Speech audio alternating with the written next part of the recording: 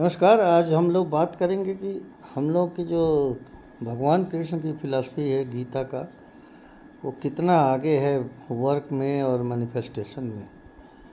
तो सबसे उसमें अच्छी बात तो ये है कि कर्म समर्पण है।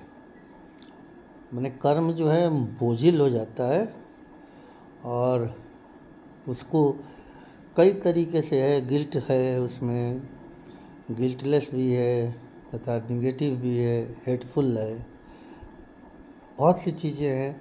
तो उसकी मेमोरी बनी रहती है, तो वो उसको कैसे सरेंडर किया जाए, तो उसमें साफ साफ गीता में है कि आप सारे कर्म को हमको सब सरेंडर कर दें और हम आपको माफ़ कर देंगे। कितनी अच्छी बात है, बाइबल भी यही करती है। तो अब इन सब चीज़ों को समझने का तरीका ये है कि आपका टोटल वर्क फ्रूट जो है इतना शार्प हो जाएगा और बहुत जल्दी मैनिफेस्ट हो जाएगा। बहुत ज़्यादा आपको परेशान होने की ज़रूरत नहीं है। अफर्मेशन बहुत ज़्यादा नहीं करना है, बहुत ज़्यादा जप नहीं करना है, बहुत ज़्यादा ध्यान नहीं करना है। आपने काम किया और उसके लिए प्रार्थना किया और आप उसको समर्पित कर दिए। तो उसमें ध्यान का एक टूल आता है जिसमें ध्यान से ही आपने कर्म समर्पण कर दिया। मेरा करा नहीं हो, इदम न मम, ये मेरा नहीं है, आपके ही द्वारा हुआ है। तो बेसिक आजकल जो दिक्कतें हैं, हम लोगों को धन की बहुत परेशानी है, सबको है। चाहे वो हायर क्लास में है, बिलियनियर है, उसको भी है, मिलीनियर को भी है, और छोटे कर्मचारियों को भी है, लेबर क्लास को भी है, सबको है इस तरीके से, और बड़े साहब को भी है। तो इन सब चक्करों में हमें नहीं पड़ना। हमारी ज़रूरतें पूरी होती रहें, हमारे स्वभाव के हिसाब से अपने आप कर्म का फल मिलता रहता है। तो उसमें आप जो कांस्टेंट आप जैसे हर जगह के लिखा होता है, ई बराबर इतना, के इंटू इतना, उसी तरीके से एक कांस्टेंट मल्टीप्लायर की तरह। माने आप ये सोचिए कि अगर कर्म समर्पण कर देते हैं तो 10 to 100 टाइम्स ये फ्रूट आपको वापस आ जाएगा। कैसे आ जाएगा? बहुत आसान है, क्योंकि ये पूरा ब्रह्मांड है, ब्रह्मांड से आप कनेक्टेड हो जाएंगे। आप करके देखिए, 2 दिन में आ जाएगा। बहुत ज़्यादा शब्द के चक्कर में न रहिए, अपने महसूस करने की क्षमता को समझिए। उसमें साफ साफ आपने काम किया है और काम जो है समर्पित कर दिया, हो गया, ख़त्म हो गई बात। और बड़ा आसान तरीका है, क्योंकि ये ब्रह्म वर्क करते हैं और ब्रह्म दंड भी होता है, ब्रह्म नियत भी होती है। आपने ब्रह्म को समर्पित कर दिया, माने एनर्जी है, एनर्जी को यूनिवर्स को समर्पित कर दिया।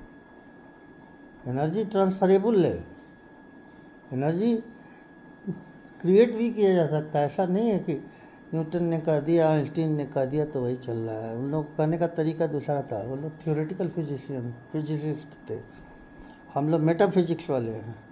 हम लोगों के सोच के तरीके अलग हैं। हमने ह्यूमन माइंड को भी देखना है, ह्यूमन फीलिंग्स को भी देखना है, लव हेट को भी देखना है, कॉन्फ्लिक्ट्स को भी देखना है। So many things are there. Pure physics नहीं है, ये मेटाफिजिक्स है। तो आज हम यही कहना चाह रहे हैं कि आप बहुत आसानी से कोई भी कार्य आप करिए और आपको फलदायी होगा, और फियर, अनसर्टेनिटी और डाउट से दूर रहेंगे, जिसको फड फिनोमेना कहते हैं, फियर, अनसर्टेनिटी और डाउट। क्योंकि प्रोबेबिलिटी में आ जाएंगे और संभावनाओं में आ जाएंगे। संभावना साइंटिफिक चीज़ है और इसमें आपको बहुत सी चीज़ें कामयाब होती हैं।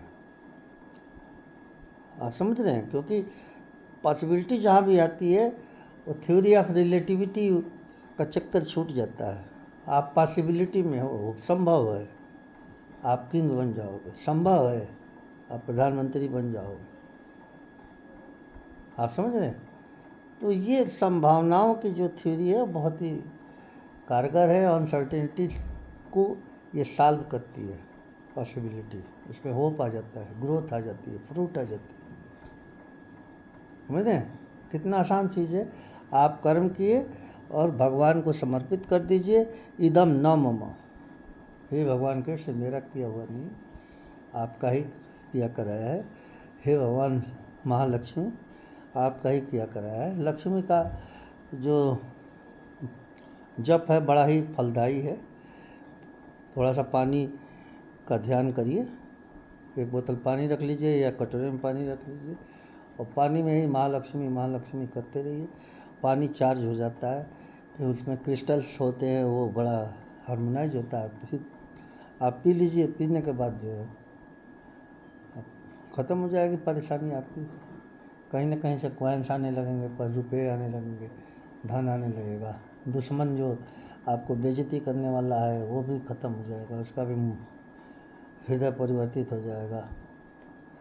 आपको कोई गाली देने वाला है, आपको कोई नुकसान पहुंचाने वाला है, वो सब पानी की तरह मेल्ट हो जाएगा। आप समझ रहे हैं? तो ये दो काम करिए आप, कर्म समर्पण और ये महालक्ष्मी का पूजा आप करते रहिए। आपको ज्ञान धन दौलत सब मिल जाएगा और बाधाएं दूर होती जाएंगी। Repetition of word is necessary. ये कर देना बहुत आसान है कि अफर्मेशन वगैरह से कुछ नहीं होता, नहीं, अफर्मेशन से होता है। Affirmation is a practice, bar bar repetition, bar bar repetition, bar bar repetition करेंगे, एनर्जी क्रिएट होगी। एनर्जी क्रिएट होगी तो वो वाइब्रेट करेगा, वाइब्रेट करेगा तो अट्रैक्ट करेगा। आप समझ रहे? तो लॉ ऑफ अट्रैक्शन लागू होगा और आपका काम बहुत अच्छे से होगा।